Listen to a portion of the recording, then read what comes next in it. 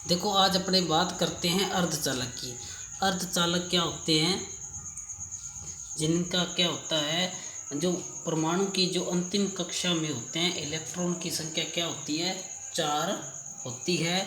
और अर्धचालक सिलिकॉन और जर्मेनियम ऐसी युक्तियाँ हैं जिनसे अपने इलेक्ट्रॉनिक की जितने भी है उनके पुर्जे वगैरह है, डायोड है, ट्रांजिस्टर है, रेक्टिफायर है, ट्रांजिस्टर है, और जितने भी रेक्टिफायर वगैरह हो गए, इलेक्ट्रॉनिक पुर्जे हैं जैसे एलईडी की हो गई, वो सभी क्या है अर्धचालक युक्तियाँ हैं।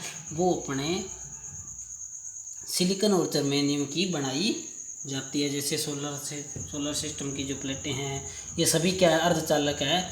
अर्धचालक वो होते हैं जो आधि चालक और आधि अचालक की तरह काम करती है। और यह क्या होती है, एनटीसी प्रकार की होती है, एनटीसी प्रकार की होती है।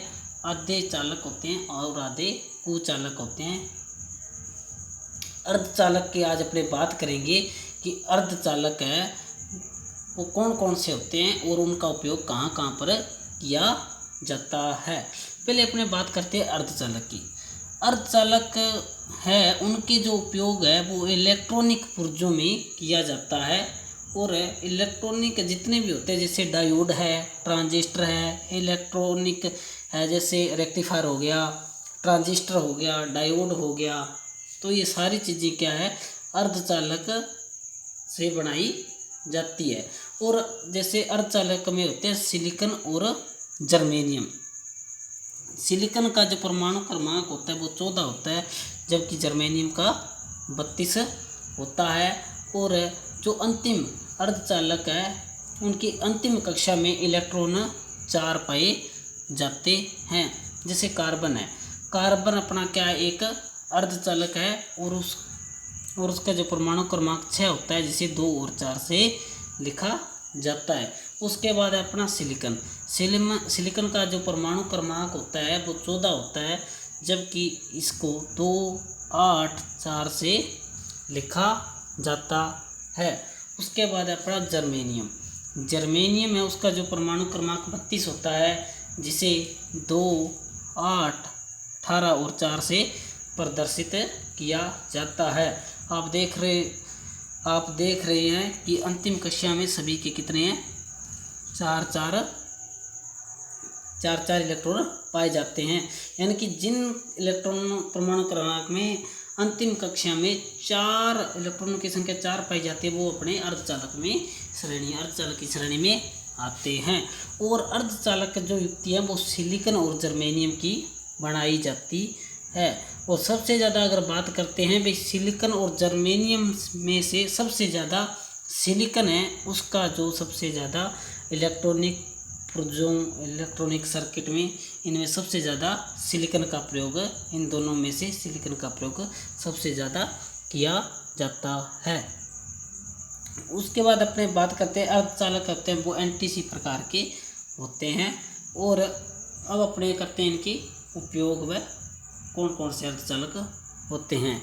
देखो पहला यूरेका। यूरेका एक क्या है अर्धचालक युक्ति है और इसका उपयोग अपने प्रतिरोध बॉक्स बनाने में करते हैं, थर्मोकपल में किया जाता है, स्टार्टर में किया जाता है और रेगुलेटर में भी यूरेका का प्रयोग किया जाता है। जिससे आप देख रहे हैं कि पंखा होता है, जो अपना फैन होता है, उसका जो रेगुलेटर होता है, जैसे स्पीड को कम या ज़्यादा करने का जो कार्य करता है वो रेगुलेटर होता है। उसके अंदर जो प्रतिरोध लगा होता है वो यूरेका का होता है। किसका होता है, यूरेका का लगा होता है। उसके बाद अपने बात करते हैं जर्मन सिल्वर की। जर्मन सिल्वर है अपना वो एक अर्धचालक युक्ति है और इसका प्रयोग अपने प्रतिरोध तार और बल्ब बनाने में जर्मन सिल्वर का प्रयोग किया जाता है। उसके बाद अपने बात करते हैं मैग्नीज की बात करते हैं, जिसका उपयोग अपने प्रतिरोध व महंगे यंत्रों को बनाने में किया जाता है।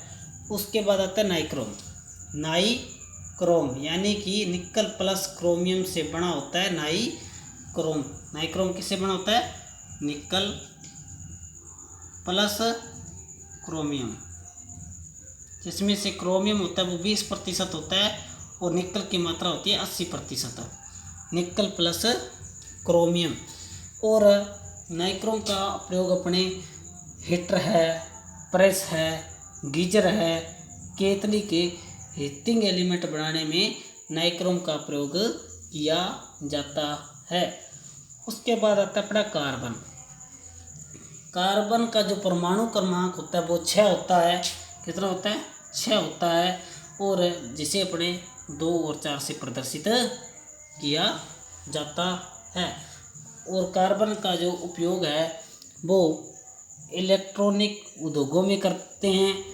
और उसके साथ जनित्र के ब्रश है और मोटर के जो ब्रश है उनमें कार्बन का प्रयोग किया जाता है।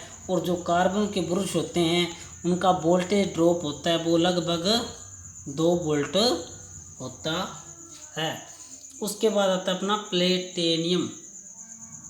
जो अपना प्लेटिनियम है उसका उपयोग अपने थर्मामीटर यानी कि और थर्माकपल और पायरोमीटर में किया जाता है। यानी कि जहाँ पे अपने को तापमान मापना है, यानी कि ताप है, वहाँ पे अपने प्लेटिनियम का यूज किया जाता है। जैसे पायरोमीटर है, जो भट्टियों का जो तापमान मापा जाता है वो पायरोमीटर के द्वारा मापा जाता है। और जो सामान्य तापमान मापना है वहाँ पे अपने थर्मामीटर का प्रयोग करते हैं। उसके बाद आता है अपना टंगस्टन। जो टंगस्टन है अपना, उसका जो गलनांक होता है ना वो लगभग कितना होता है? 3400 डिग्री सेंटीग्रेड होता है। कितना होता है? 3400 डिग्री सेंटीग्रेड होता है। और टंगस्टन का उपयोग अपने जैसे बल्ब है अपने और ट्यूब है, उनकी जो फिलामेंट होते हैं, जो फिलामेंट अंदर जहाँ से ऊष्मक तंत्र है, जो फिलामेंट लगे होते हैं जो अपने को ऊष्मा देते हैं, वो यंत्र है वो टंगस्टन के बनाए जाते हैं। उसके साथ साथ टंगस्टन का उपयोग जो बल्ब के इलेक्ट्रोडों में भी किया जाता है और उसके साथ स्थायी चुंबक में भी टंगस्टन का उपयोग करते हैं। और उसके साथ कॉन्टैक्ट्स बिंदु बनाने में भी इसका उपयोग टंगस्टन का किया जाता है। देखो आज अपने पढ़ा है अर्धचालक व उनके उपयोग। ये अपने हैं अर्धचालक और ये इनके उपयोग। आपने देखा होगा भी इलेक्ट्रिशियन थ्योरी से संबंधित अपने पहले पढ़े हैं चालक, फिर पढ़े हैं कुचालक या अचालक, अब बात की है अर्धचालक की। जब देखो ये अपना मेरा यूट्यूब चैनल है RS इलेक्ट्रिशियन थ्योरी रवि नायक 29 RS, ये मेरा यूट्यूब चैनल है। इस चैनल पर आपको इलेक्ट्रिशियन थ्योरी से संबंधित 5-10 मिनट के वीडियो इस चैनल पे रोज डेली मिलेगी, जिससे आपकी थ्योरी का रिवीजन भी अच्छा हो जाएगा और जो अपनी वीक है थ्योरी की वो भी दूर हो जाएगी और अपना एक नज़र में ये टॉपिक भी क्लियर हो जाएगा। आज अपने अर्धचालक व उसके उपयोग के बारे में बात की है। अगर आपको मेरी वीडियो अच्छी लगे तो आप इसे लाइक, शेयर और सब्सक्राइब ज़रूर करें। ये मेरा चैनल है RS इलेक्ट्रिशियन थ्योरी रवि नायक 29 RS। इसे आप लाइक, शेयर और सब्सक्राइब ज़रूर करें। धन्यवाद।